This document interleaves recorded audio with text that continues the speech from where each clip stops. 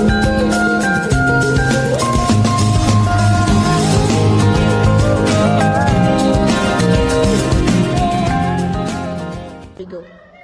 Picked by chance. In a crowd so big, where numbers grow, how do we learn? How do we know? We can't ask all, it takes too long. So we pick at random, fair and strong. No choosing friends, no favorite names. Each has a chance, it's all the same. As a same, a draw, a simple pick. That's how our sample comes out quick.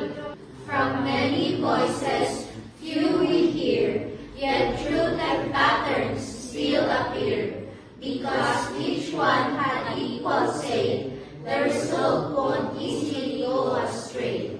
In survey, studies, data we see, random sampling helps it be unbiased, fair, and close to right.